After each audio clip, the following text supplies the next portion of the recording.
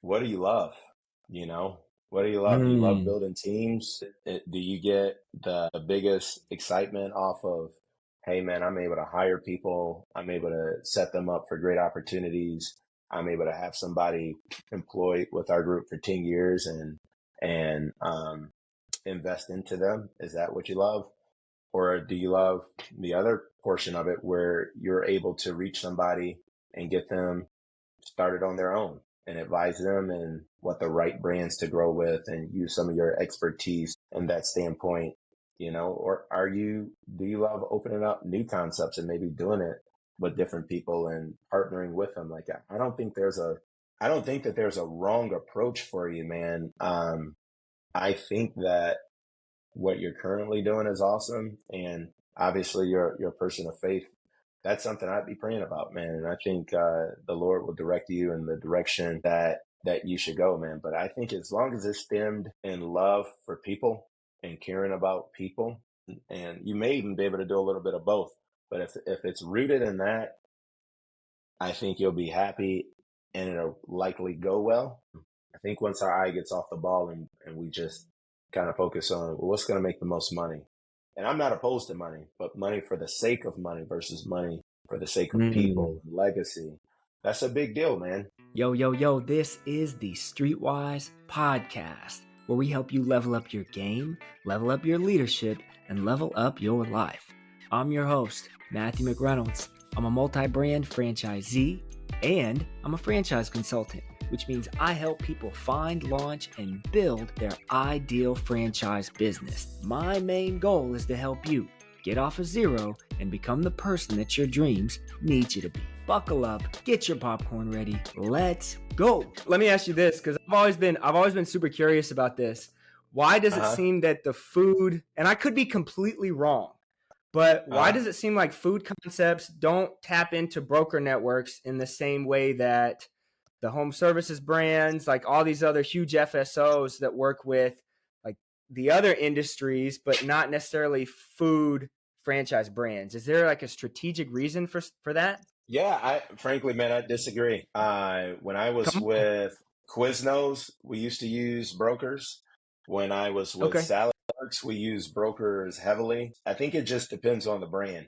If you got a brand Got it. and you're getting, X amount of thousands of leads a month where you got so many leads you can't even really filter through them all, the question kind of becomes what's the need, right? If you're paying Why do you people, need the network? you know, yeah, you're paying people enough and have a big enough team to be able to filter through and grow, it becomes not as much of a need, just depending on the brand. But I would disagree that food doesn't use it at all. There's plenty of people in the food space that are using them. I just think it depends on what's the infrastructure of that concept. When I joined Inspire, we had internally a person that was specifically surrounding phone calls, right? A team that was surrounding phone calls, calling all leads. This was their entire job and filtering out from those leads who were the most quality and who had whatever thresholds of experience that we needed. Then we had a person that was specific around qualifications and running backgrounds and things on those individuals. Then we had a treasury department that also Mm. worked with qualifications to make sure that that person fit the thresholds and things that we needed. Then you have the obviously franchising manager, right? And then you have ops interviews and that. And so at that point, not to mention, we have a marketing team that is dedicated to franchising that recruited in different areas utilizing PR and, SEO and, every other marketing tactic out there. At that point, you said, why do I need a broker? We're paying all these people to be able to do that. But if you don't have an org that is the size enough where you can have all of that support, a broker is an amazing resource, man. They're going to do all of that work for you, and they're going to make sure that the person that they bring you, is high quality, really at no cost to you until the person actually signs up. So you're only paying for something if you actually get a new franchisee. So I'm a big fan of brokers. I promote brokers all the time. I send many different brands that are in that type of situations to, very reputable brokers, but some brands are at a different state. Also, you think about this, man, inside of Inspire, we have, I want to say 50 to 60 of the top 200 ranked in franchise times, QSR operators in the US. So we already have access Wow. to them. Okay. You know what I mean? That's not to include the people that aren't ranked there that are just rock star operators. So we already have access to any and everybody that you would want to meet versus when I was, let's say with Salad Works, you didn't have access to all of those people. And so it was awesome to have a different org that had access to a lot of different individuals, bring somebody to you and be able to share the value of your brand. So it's just really about brand exposure, the size of the team that you have, the budget that you have surrounding building a team. Inspire chooses to do things internal, and it's going really well for us. Oh, that's really cool. Do you find that people when they're coming in, are they trying to be single unit operators? Are they doing multiple big units from 5 to 20? Like where's the range there? And because I know some people, especially in the food space, they come in big, but Yeah, I'm not privy to what that range actually looks like from your side of it. yeah. I'd say the range, generally speaking, if you're not looking to do, 3 to 5 units, probably not the space Okay, for you, unless you're trying to, sure. unless you're somebody that's trying to buy yourself a job, right? There are opportunities to have just one location and you work it, or you have an above restaurant, or sorry, an above restaurant leader that's working it, cuts heavily into your margin. I think if you really want to start creating a company, a system, an org, you gotta at the onset be committed to 3 to 5 and then scale from there. But I would say everybody's a strong word. I would say the majority of people inside of our brands are multi-unit and are looking to grow, right? So it Yeah. again goes into the P&L, right? The P&L works much better if you have 10 stores than if you have one. And it works even better if you have 20 stores than if you have 10. And so because of that, I think everybody's incentivized to grow. And for us, we're looking for multi-unit developers that are able to scale, that have capital to continue to scale. Yeah. So that's our goal. We're not particularly looking for somebody to come in and open up one unit. I'll You even had throw said this something as well. earlier. Yeah, come on, let's go. Sorry. I'll even throw this as well, just as advice to other brands. So as a franchisor, we have a responsibility to support all of our franchisees and give them the best support possible.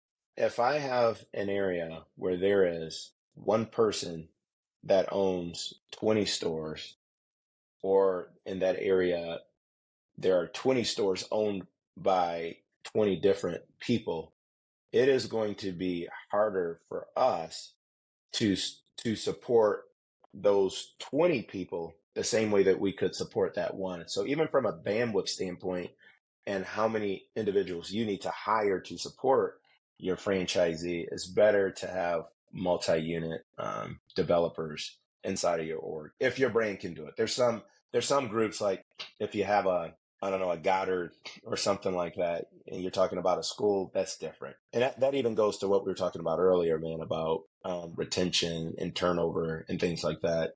Food industry Mm. versus others. If you got Goddard, it's usually not going to have the turnover that you have at a QSR concept. Why? Because there's relationships that are being built with those children. There's a cultural and social dynamic that goes on there, where usually if you have a teacher, you're going to at least have them for the year. Like 90% of the time, you're going to have a teacher for the year. That's not the case in foods. Multi-unit development may look different in that arena than it does ours. I'm not saying that that's the case, but I could see that being different with some of those other groups. And restaurants, you definitely want to look at multi-unit development. But anyway, you were saying there was something that I was saying earlier. Or did I Oh throw you a gosh, tangent now I now? gotta go back in. Yeah, you got me. My mind is My already bad. back on. Yeah, no, it's all good, my guy. It's all good. No, it's just interesting when you talk about like the mindset that you guys have to have from a support perspective. Where do you Correct. think, from where you're sitting, where do you think that some brands or some franchise concepts, where do they get it wrong? Is it bringing in too many people, trying to grow too fast? Like where can we grow to make the system as a whole bigger and better, in your opinion? Yeah, I think there's a lot of ways that other concepts maybe miss the mark or don't take advantage of. It comes back to people like you were saying earlier. When you're recruiting in what you can't support, then you're growing too fast, right? Or you're heading toward disaster. So, if as I was sharing that example earlier, if we can support one franchisee that can grow 20 stores in a market, but we don't have the bandwidth to have to support 20 different operators that own one store in a market, then we can't recruit 20 operators that own one store. We have to, from a recruiting standpoint, from a sales standpoint, say, we're looking for one developer to take this market and develop 20 stores. That's what we can come in here and support. And there needs to be alignment from a leadership standpoint, from an ops standpoint, from a real estate standpoint, from whatever components need to support that franchisee. We need to be able to do that. And Inspire, I certainly believe that we do that, which is why people continue to reallocate their capital with us and grow. But there are brands where people are buying in and then they feel like they're on an island. Like they're not getting any support. There's Facts. not anybody helping me with this. You guys talked about marketing. Where's the marketing help? You guys talked about ops support. I've seen this person once every 2 years, and they feel like they're struggling. It shouldn't be that way, right? And I think that organizations need to look at what they can support and the strategy to be able to support that. It doesn't necessarily change the amount of units that you're getting. It may, but sometimes I think groups look at it and say, listen, we need 100 units. We need to get to 100 units, and however we can get to 100 units, let's get there. And so they sell a 3-unit deal in LA, a 4-unit deal in Portland, Oregon, a 10-unit deal in Miami, a 5-unit deal in Boston, and they're based in Dallas. And now you're trying to support all of these groups. Mm. Who's supporting that person in LA? Are they flying there? Can you afford the regular travel there? Can you retain staff and have the culture that we talked about earlier that can support those people there? Maybe if you're based in Dallas and your hub is in Dallas, you just need to grow the Dallas Metroplex. And you say, hey, I'm going, as far south as Rowlett, and I'm going up to the border of Oklahoma. And that's it, right? Because this is where we can control. And once you get to a point where you have the ability to support people at a high level in other areas, that's when you do it.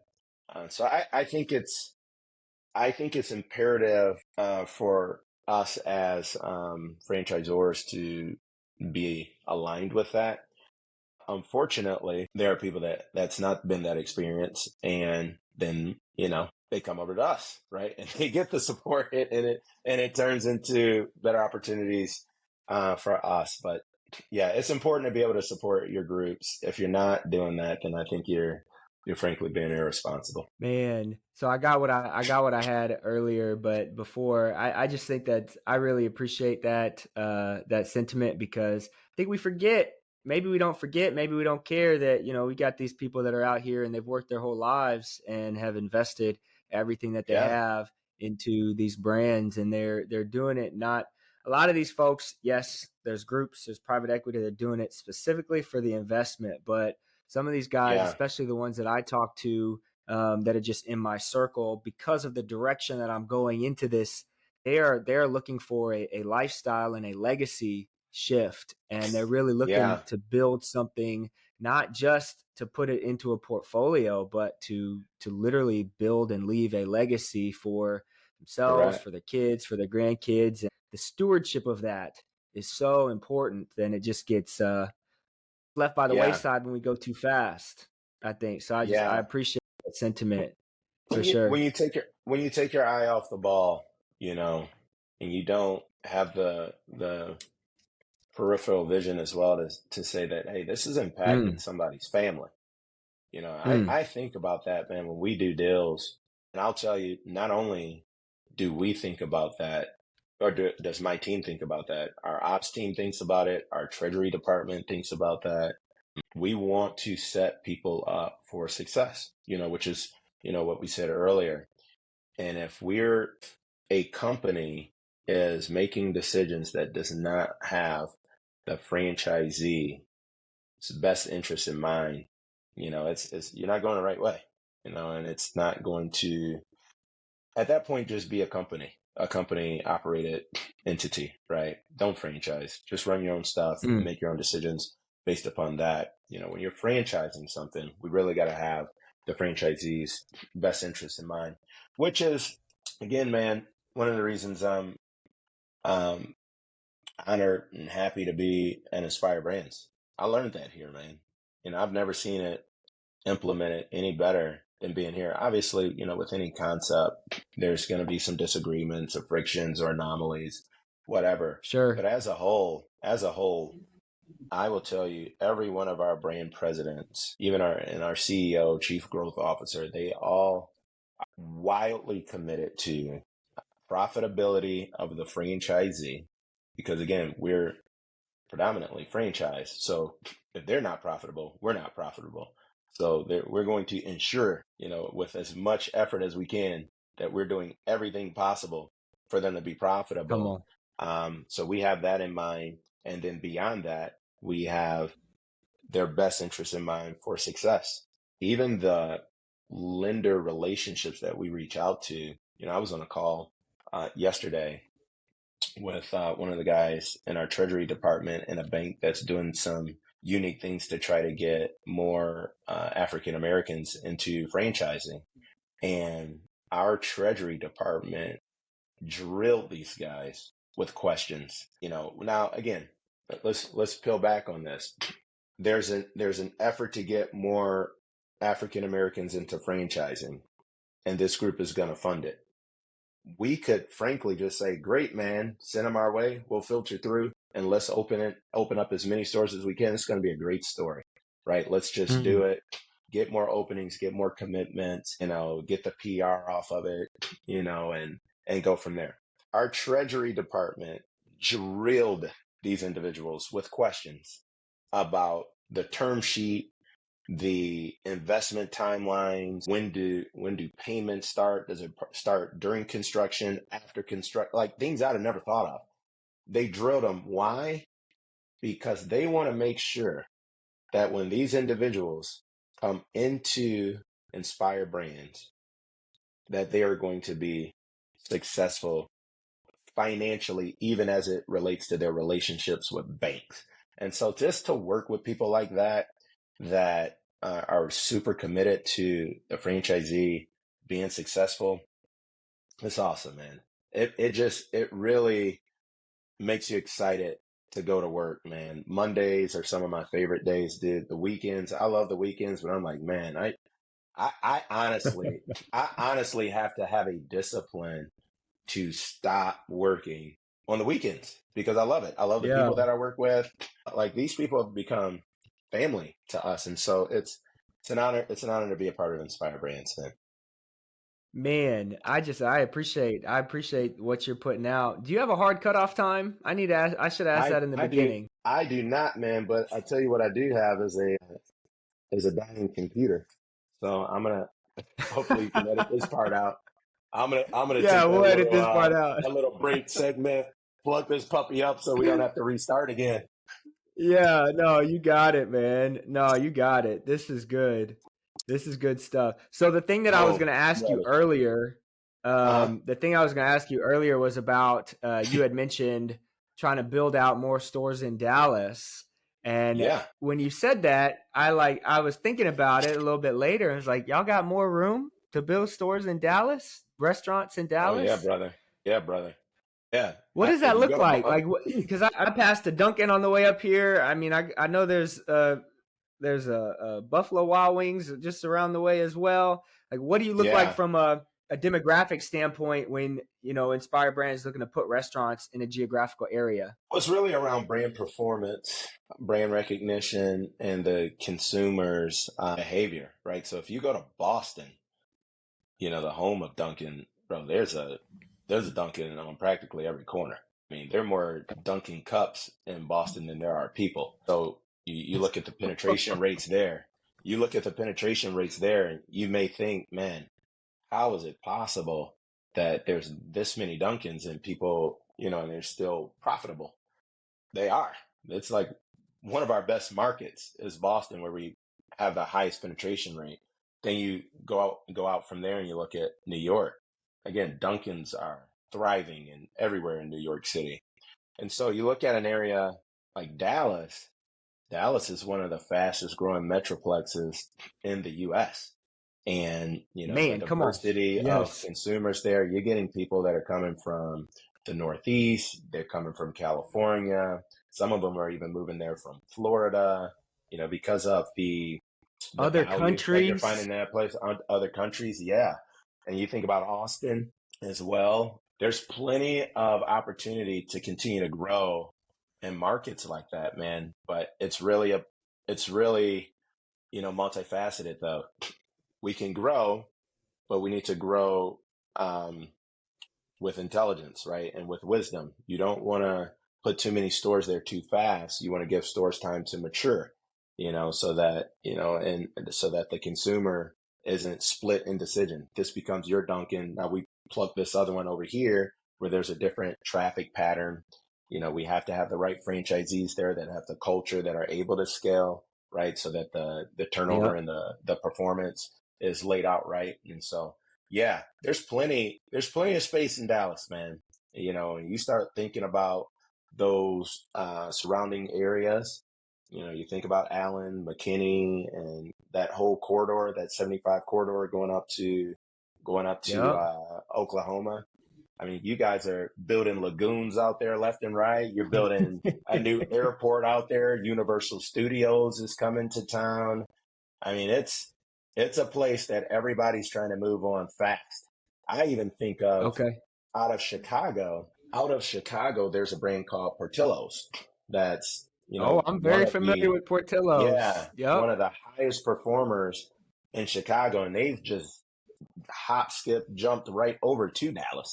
This Yep. is where we need to be, man. So it's a lot of activity down there, man, and we got some great operators that are there currently, and I think you'll be seeing a lot more of us, man.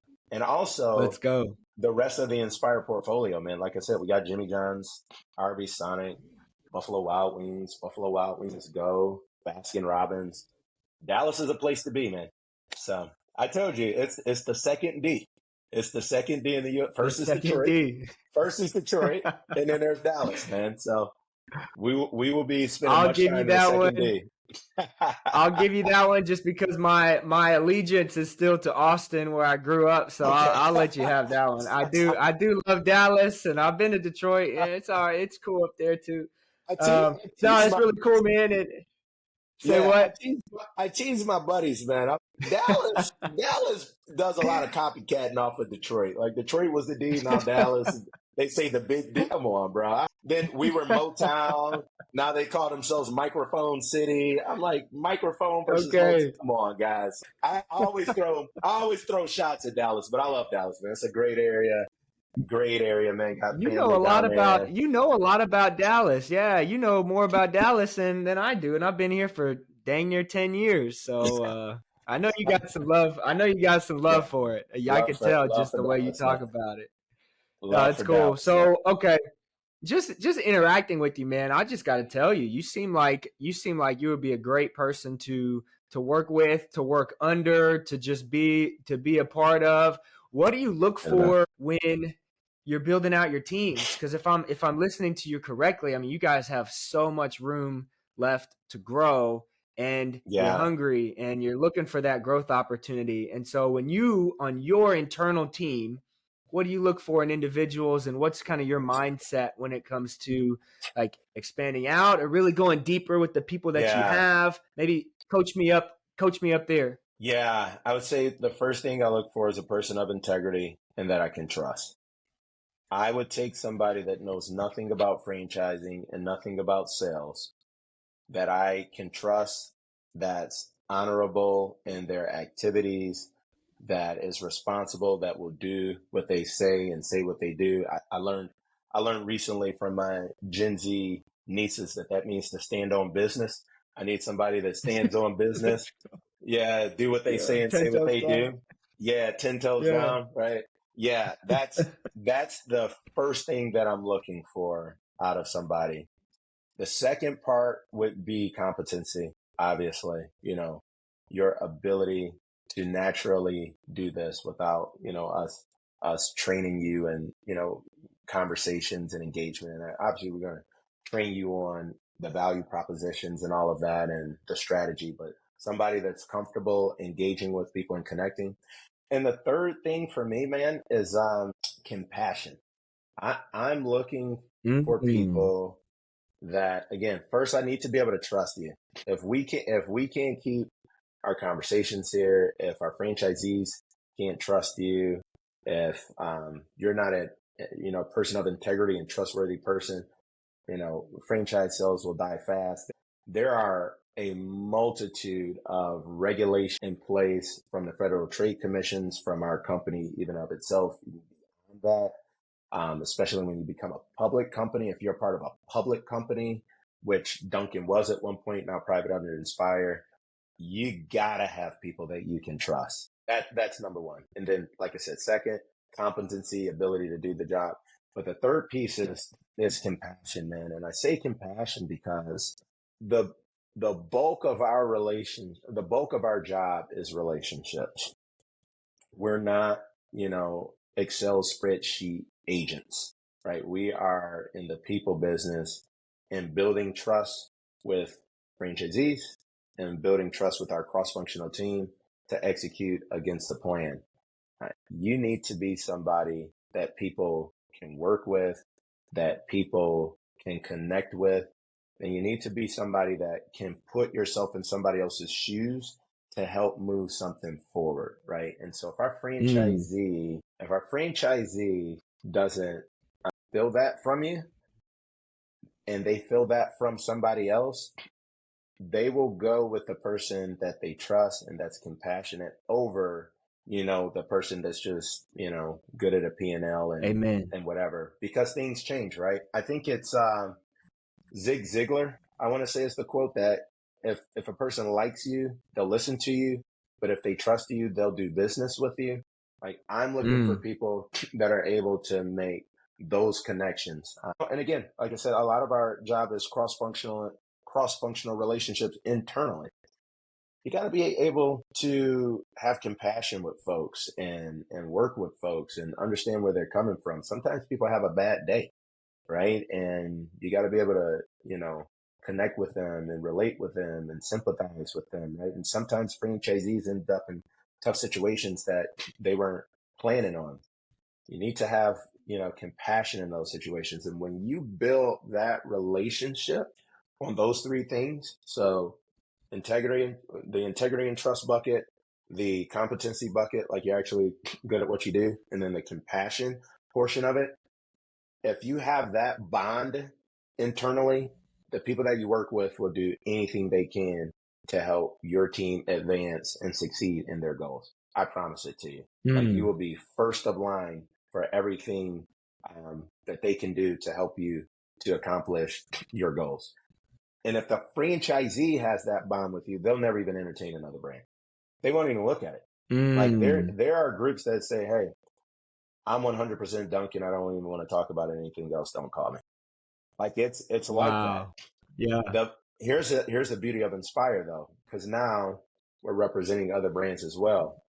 Now they're engaging in some of those conversations about other concepts because they trust the people that are talking to them, right? They know that this person has their best interests in mind. So you should look at Jimmy John's. You should look at Sonic, and inversely, Sonic has amazing relationships like this with the franchisee community.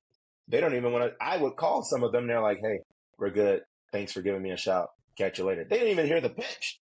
They didn't even hear the brand. Like they're like, we're with Sonic. We love our team. We love our people. We ain't going anywhere. And so when some of them invite to new conversations, yeah. So when I'm recruiting for my team, that's what I'm looking for, man. I need people that you can trust, that you can be honest with, that operate with integrity. You know, they say they're going to do something, they will do it. You can take their word to the bank, that they actually know what they're doing. And we can always teach people, right? Like the second part of it, like we can teach you that, you know, if there's a skill set or something that you don't have, obviously we can help you with that.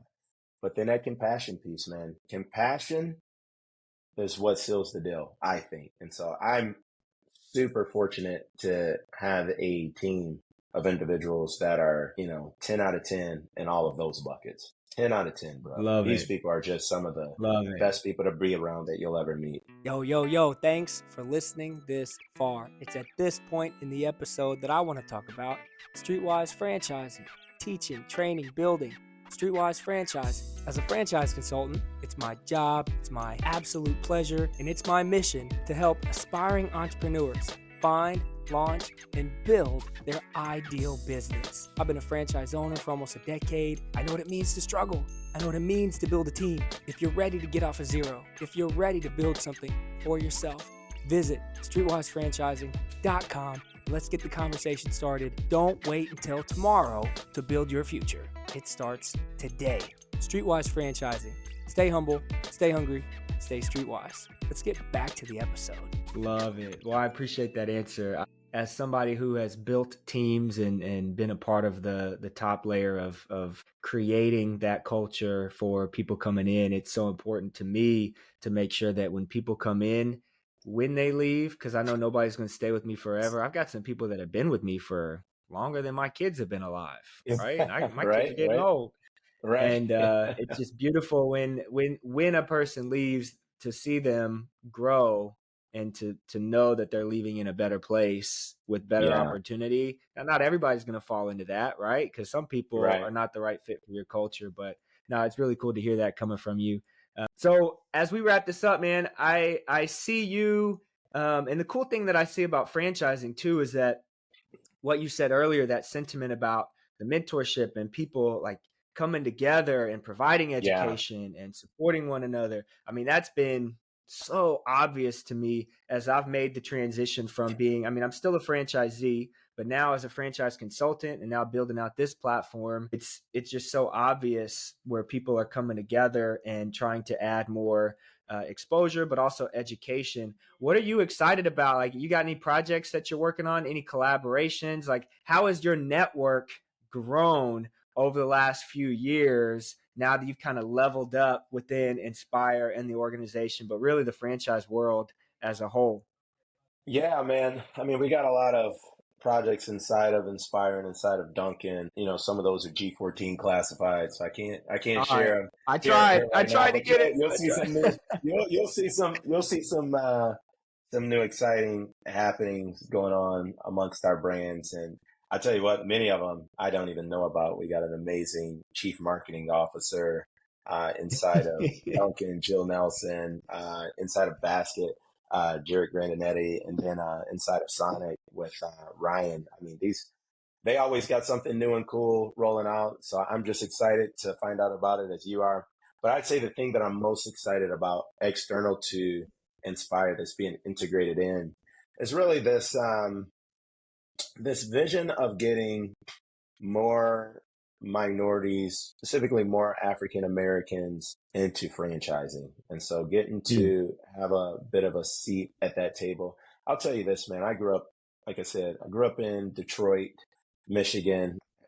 I would say growing up, it was about either becoming, you know, a doctor, a lawyer, a professional athlete, a musician, or for the big three in some capacity as an engineer or something like that. This whole world of franchising is really unknown inside of the city limits of Detroit. Wow. And so I think of all of the talent, all of the skill sets, all of the Black-owned businesses and the struggles and triumphs of some of those concepts, I see the talent and the ability there, but not an overarching group that's able to say, hey, this is how it's done, right? Like every time that I see us working in a capacity of this is how it's done, it's as an employee for General Motors or Ford or, a group like that.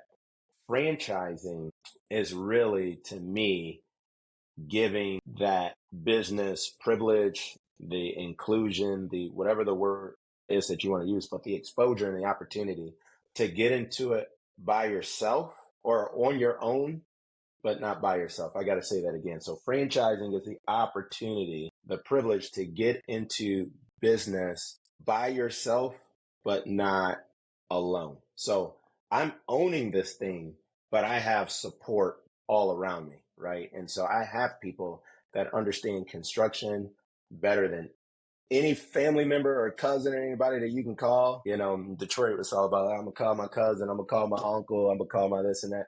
Your uncle, your cousin doesn't know construction like our team does.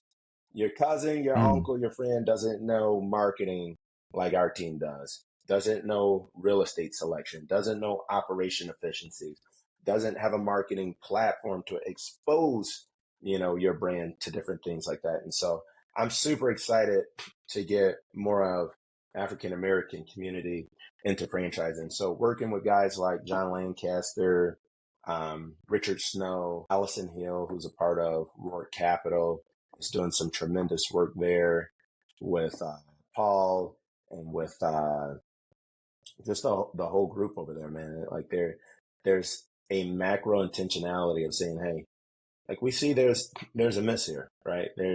When I show up to a lot of these events, I see a tremendous amount of men. So it's male dominated for sure.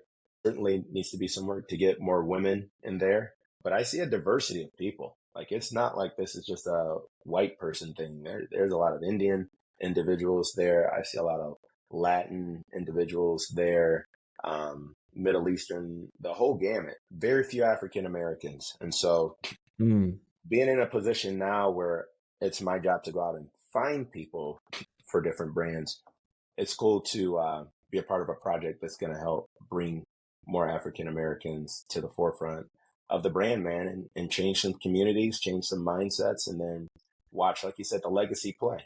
The legacy play is that it's not only you're going to mentor that to a next generation and to a next generation and to a next generation. And so I don't think there's really a better tool currently to fight against wage gap disparity or any of those things than franchising. I think franchising is it, man. Come on. And again, that's no knock. There's no knock to, just your traditional education and things like that. I'm a big proponent of education.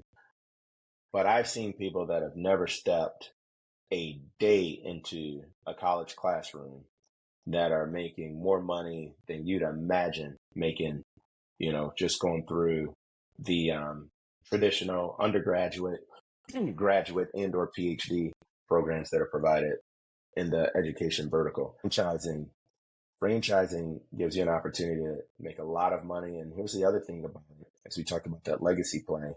You can get a PhD, you can't pass that down to your kids. You can work for, a Fortune 500 company and become, X title of that company and make an incredible salary. You can't pass that down to your kids, but you can pass down your franchise. You can pass down, the assets that you've built. You can pass down this book of business, and expand on it. And so I'm a big proponent of it, man. Love being a part of it. Love also utilizing that same energy to get more women into franchising. Like I said, I have 2 daughters, man. My wife and 2 daughters. So our house is split 3-3 right now. I told my wife we got to go for a tiebreaker. She ain't hearing it. Come She on. ain't hearing it right now. But yeah, man, that's important to me. That's important to me, man. Like, why aren't we seeing more women out here leading franchises, man? They lead in so many different organizations. They know how to But look, I'll tell you what, if you check any school in America, I guarantee you'll see more teachers, more women teachers in there than you'll see men. I guarantee it. Pick any I school, believe you. any public school in the United States. I would be hard pressed to believe that there's one that has more men in it than they have women. Women know how to put together strategy and connect with a variety of people groups, right? Your classroom isn't going to be just, generally speaking, all black kids or all white kids. Like, you're going to have kids that don't even speak English in these classrooms. And it's generally speaking women that are coming up with the strategies, how to differentiate and how to connect with these kids to Wow. hit a certain goal and grow it. Come on. The ability to do it is there. The ability to connect with a variety of people is there. The ability to be in the trenches every day with different personalities and all of that is there. When you talk about being able to connect with people, dare I say, I don't want to listen, man, you may have to edit this. I don't want to say it the wrong way. I think Come I on. think women are naturally gifted in an ability better than men to be compassionate and connect with the consumer, right? And understanding, what excites them. When my boys come over to visit at my house, I know I'm going on a tangent. When my boys would come over to visit, like to watch the game, when we go watch game 2 of the NBA Finals Sure. here tomorrow, Yeah. I'm gonna invite them over. I'm gonna cut on the TV, and we're gonna have some pizza. And that's it, bro. Like, that's like, you come over, if there's stuff on the floor, like my kids' toys are out, I don't care. Bro, come over, have a seat, let's watch the game. You come, Watching the if game. my wife knows that you're coming over, bro, your experience is going to be completely different. Your experience at my Facts. home will be Facts. completely different if my wife is aware of it versus if I'm just aware of it. It's that same mindset that we need to have with operators and franchising. I just really think that most women aren't aware that this is an avenue because it's not something that they see Mm. other women in and have had modeled for them and have had the opportunity to grow in. So I'm super excited about people like Sarah Mudry, like Chanel and Toya, the mom and daughter duo out east that's doing, they got like tropical smoothies. They got like I don't know what you call them, like cosmetic and health and wellness franchise. Like, they are brand ambassadors, and it's inspiring the next generation to do that.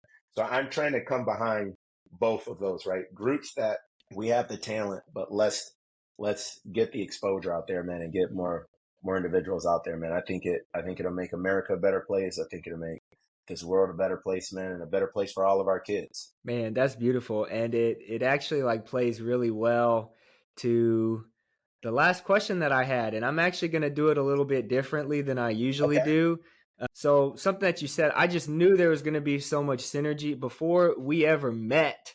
And I just saw you on the socials. I knew that I would connect with somebody like you. And the Love it. reason that I came into this space, one of the big ones, was because I wanted to bridge the gap with a lot of my students, a lot of these communities. I'm biracial. My mom's black, my dad's Mm-hmm. white, and I grew up in a very diverse area, and I was always included, but I was always excluded at the same time. And it's a very unique Mm-hmm. experience to be a Yeah. part of any group I ever wanted to be in, but always different. To my white friends, Yeah. I was the black guy. To my black friends, I was the white guy. So I ended up with a Yeah. very dynamic group of friends and experience, but ability to have range and get into any Yeah. room that I needed to, but I always stood out and fit in. Anyway, very, very weird Yeah. experience, but I have a passion and a heart for bridging the gap. And a lot of my students, when I was in Chicago, on the west side of Chicago, and then when I was in South Dallas, they have no idea, not just the students, but their families, the opportunities that are right there around them. And my whole Yeah. thing is helping people get off of zero and use the room. That's the whole Streetwise concept, is use the opportunity and the resources that are around you to level Yeah. yourself up. And it just so happens I was able to do that because my dad retired from Apple Computer and bought a Nice. franchise and put me in charge of it when I had no idea. I had a degree in criminal justice and urban education. I had no Yeah. idea of anything about business ownership except outside of my own hustles, right? Yep. Yeah. So that's the context, man. And I'm listening to you talk, and I hear your heart, and I hear your passion. And the way that I'm going to ask this question is a little bit different because it's a little more personal to me. I usually Hmm. ask it just in a vague way, but I feel like I resonate with you and your spirit. So, as a franchisee, I wanted to grow in the franchise space, and I became a consultant, and now I'm building out this platform, and I'm getting a lot of criticism because the way that I my clips, the way that I carry myself, it doesn't necessarily pertain to the quote unquote ideal franchise candidate, but it's because of my initial vision for what I wanted to build and bridging that gap. So now I find Yeah. myself in this place where I'm building a platform. I am connecting with franchisees, it's franchise Yeah. candidates and people that want to be a franchise owner, but I find myself kind of at this fork in the road of direction. And I Yeah. love being a consultant. I love my brands, but I still want to grow in the space. How would you coach me up, man? Just being somebody that, I'm still fairly young, but I've got been in the game for 10 years now almost. Yeah. Yeah. Is there anything that you would speak into me and maybe encourage me on the path that I'm building for myself? Yeah, I'll just leave it there.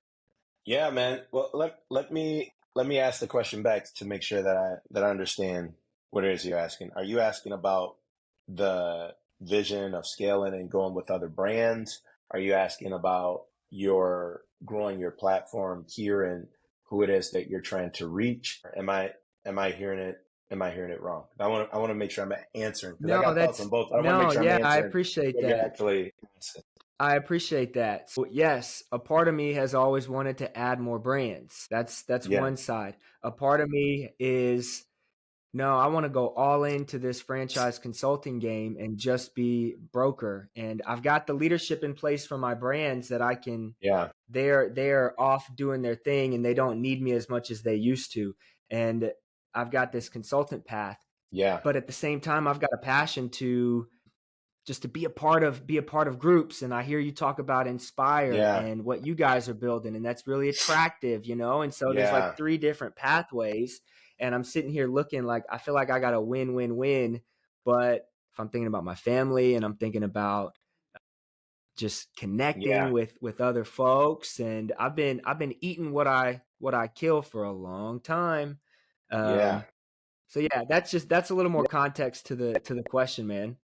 Okay. Well, first, man, I got to tell you, man, my family is structured the very same way as your parents. So my wife is white. Clearly, I'm very black and melanated, black and beautiful. Love it. Yeah. But yeah, man, we eat cheesy potatoes and mac and cheese. Same house, baked mac and cheese. So we Let's doing go. both, bro. We got turkey, we got dressing and stuffing. So on Thanksgiving. Let's But yeah, go. man, I Yeah. I think that I think that is awesome, man. The place that you're in and your ability to be able to connect with multiple groups, and the example that you are in that. First, man, my hat's off to you. You think about America as a whole and the history of America. Relationships like your parents had were, for the majority of the history, forbidden, right? And even still Man. today, there's stigmatism around that. And so you're the result of two people that are saying love is bigger than that, man. And so it's no surprise that you take that and you're able to extend love and encouragement and galvanize things for a variety of people, right? Because you've been the result of love overcoming whatever else is there, man. So I would also use that to say, what do you love? You know, what do you love? Do you love Mm. building teams? Do you get the biggest excitement off of, hey, man, I'm able to hire people. I'm able to set them up for great opportunities. I'm able to have somebody employed with our group for 10 years and invest into them. Is that what you love? Or do you love the other portion of it where you're able to reach somebody and get them started on their own and advise them and what the right brands to grow with and use some of your expertise in that standpoint or do you love opening up new concepts and maybe doing it with different people and partnering with them? Like, I don't think that there's a wrong approach for you, man. I think that what you're currently doing is awesome. And obviously you're a person of faith. That's something I'd be praying about, man. And I think, the Lord will direct you in the direction that you should go, man. But I think as long as it's stemmed in love for people and caring about people, and you may even be able to do a little bit of both. But if it's rooted in that, I think you'll be happy and it'll likely go well. I think once our eye gets off the ball and we just kind of focus on, well, what's going to make the most money. And I'm not opposed to money, but money for the sake of money versus money for the sake of people and legacy. That's a big deal, man. That's a big deal. I know for me and our family, this role that I have right now allows me to, one, do something that I'm passionate about, that I have a skill set in, that I, walk in integrity with. I can have some compassion with people and help to grow them in their vision, compensated very well for it. And I also get to be here for my kids. I work from home. As soon as we get off of this call, I'm going to walk in the other room and kiss my 7-month-old daughter and hang out with my kids. Maybe I couldn't do that if I was in restaurant operations right now. Maybe I have to be in store, or something like that. I'm not saying that you can't. For where we're at in our lives, man, what's most important to us, what's most important to me is being a great husband to Christy and a great father to Abiel, Elia, Zion, and Isaiah. And so this job gives me that opportunity to do that. So if goals change or structures change or things like that, yeah, maybe I'm calling you saying, Matt, what do you think about Mosquito Joe's, man? What do you think about, we got plenty of mosquitoes in Michigan. There's another reason I need to get out of Texas. For these big old Jurassic Park mosquitoes we got up here, man, will scare a dinosaur. They only get down here, man. That's not bigger. The reason to come to Texas. Man. I'm gonna have you treating my place before they build it, bro. I'm gonna need you to set up shop in the spot. I got you. But yeah, man, I got you. Rooted in love, brother.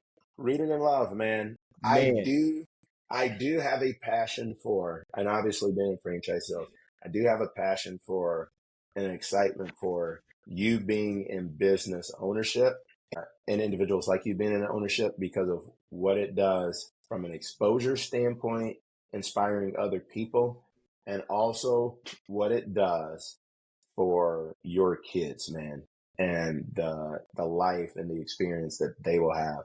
I think when I get to an age of retirement or an age of whatever, I will want to know that my kids are set up for success and that I've given them a golden parachute per se. That's important to me. I know you said in the white community, they consider you the black guy. In the black community, you're considered the white guy. Well, I can assure you, in franchising, you're considered a black guy. Because it's predominantly non-black, right? And so there's a lot of kids, even like mine, that will have somebody like you to look up to and say, hey, if they can do it, I can do it as well, man. And so that level of representation, is something that is a big deal to me. But you're already doing it. Like I said, you're already in franchising, so you're talking about the next things. But if you expand other brands, man, I think it would be cool. And I got about 6 of them for you to choose from. But yeah, man, I love what you're doing, man.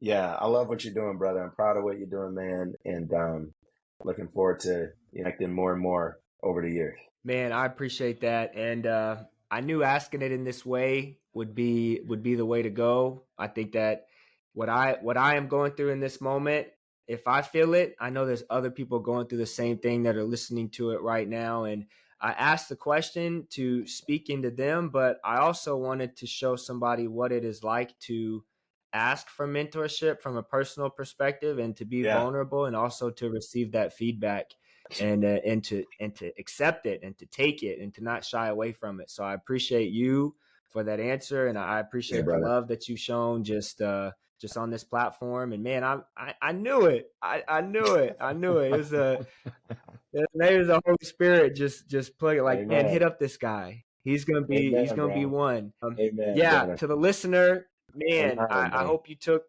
I hope you took some nuggets.